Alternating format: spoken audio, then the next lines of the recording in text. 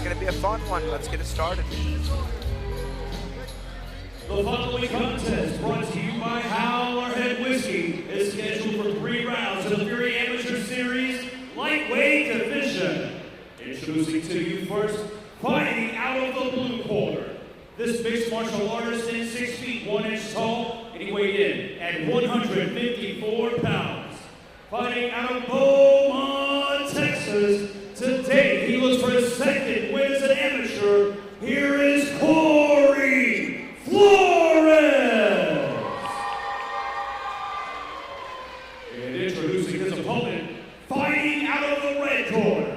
This freestyle fighter stands 5 feet 9 inches tall, and he weighed in at 152.2 pounds. Fighting out of Baytown, Texas, today he makes his amateur debut. Here is Jay Luz Mares.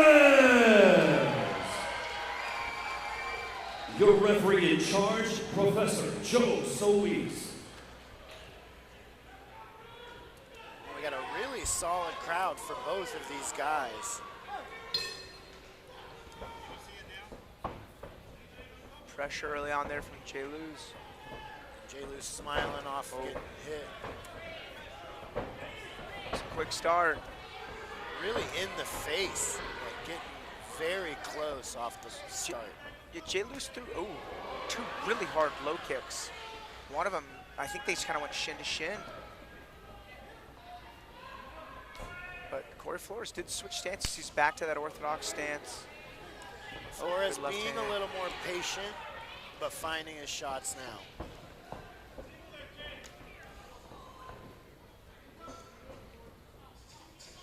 Jay Luz, very high pace, a lot of movement.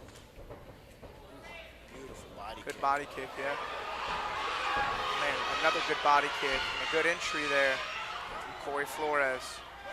Flores really patient, but straight to the point with his shots.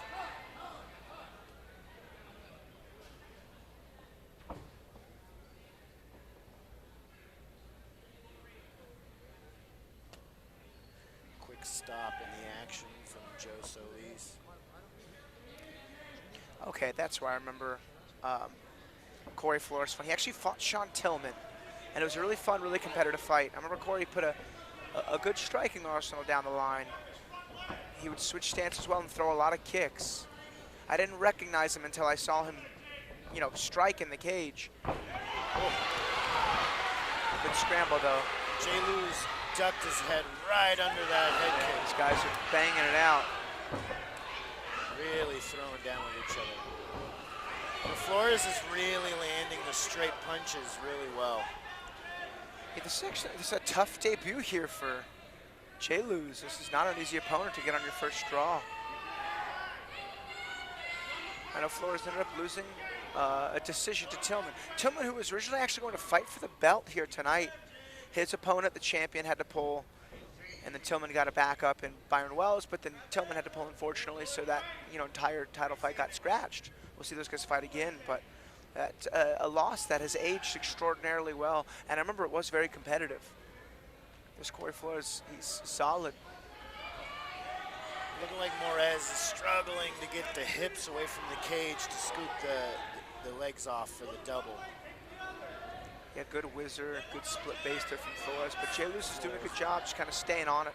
Despite not finishing the takedown, he's actually, he's getting cage control time. It's not the most valuable aspect of MMA, but value nonetheless, as he gets turned there by Flores. Flores really putting that body shot to work. Yeah, good volume. Notice he's not sitting down and wasting energy, he's just touching him. This has been a great fight. No, good body kick. Body kick again. Oh, man. It's a wild fight.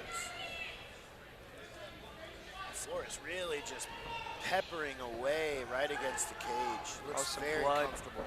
Coming out of the maybe nose or mouth there of Jay Luz. That was a blood good first round, man. That was a fun fight.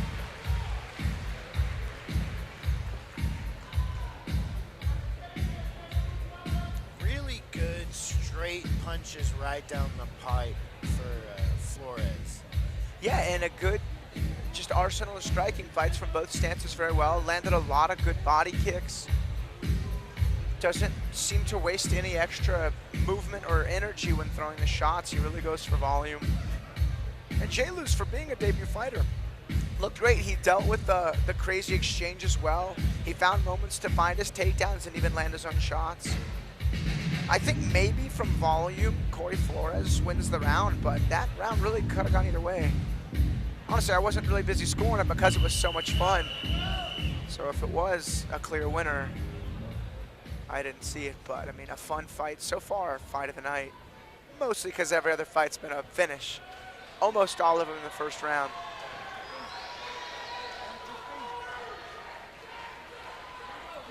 Second round, here we go. So this is where, you know, this being Flores' fourth fight, oh man, good right hand from Flores. Really comes into play.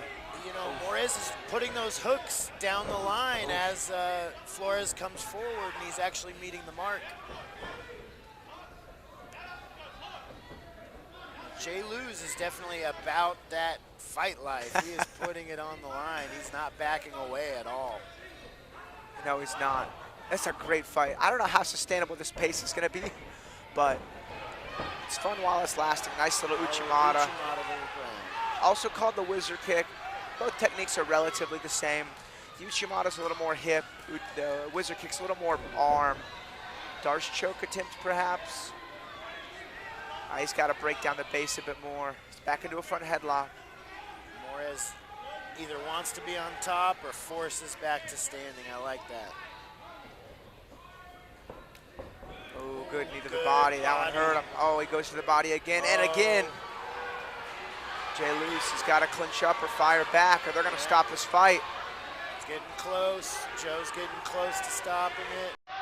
And there's the TKO. Man, Corey Flores, even in the record after 2-2 with a, so far, fight of the night performance and a second round TKO. All stemming from a knee to the body. That was awesome. I wouldn't be surprised if he threw close to 100 shots in the first round, just staying on the mark. Beautiful work for Corey Flores. On the same end, Jay Luz Mares really did not stop coming forward. Was in that fight to win it for sure.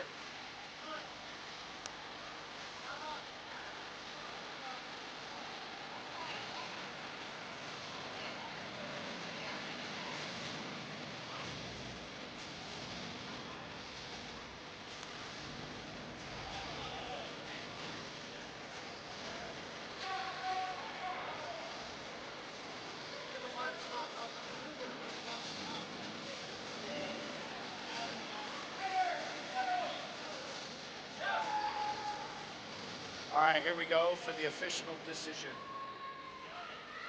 Ladies and gentlemen, Professor Joe Solis calls for a stop to the action. 1 minute, 13 seconds into round number 2, declaring a winner by TKO, Corey Flores!